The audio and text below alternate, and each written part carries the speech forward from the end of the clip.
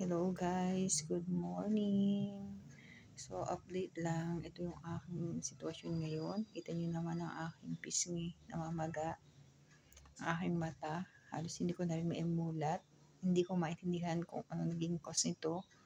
Kung sa gamot, sa pagkain, o sa klima. Sa biglang pagbabago ng klima. Pero ako ay nakapagpa-check up na. Bigay na ako ng gamot ng aking endo. So, na-ER pa nga ako nung Wednesday. Kaso, ang gusto naman ay i-confine agad ako. So, nag-waiver ako kasi ang hirap ma-hospital ngayon. Lalo pa, paalis din ang aking mister. Walang mag-iintindi sa akin. Walang mag-iintindi para magbantay sa ospital. Kaya sabi ko ay hindi ako magpapakonfine. Kaya kahapon bumalik uli ako sa aking doktor at yan nga, kahit ako sa kanya na parang lalong nag-worse kahit na uminom na ako ng antihistamine. At ngayon ay pinatigil niya muna yung mga gamot ko at binigyan niya naman ako ng steroid. Yun muna ang aking iinumin at inoobserbahan pa.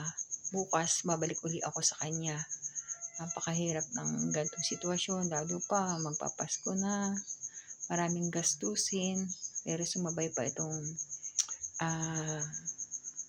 ganitong pagkakasakit o sitwasyon. So, advice ng doktor ko magpahinga muna ako at wag munang pumasok kasi mahirapan din naman ako kahit ako ay pumasok. Kaya sana ay umokay na ito, mais na. Nabawasan naman ng pangati dito sa baba, pero dito sa may mata, yan yung worse siya ng grabe. Naranasan nyo na rin ba ang ganito? Sobrang hirap. Parang pakaramdam mo ay namamaga yung eyelids mo. Ito, sobra. Hindi ko na maimulat. Hanggang dyan na lang. So, yan. Bye.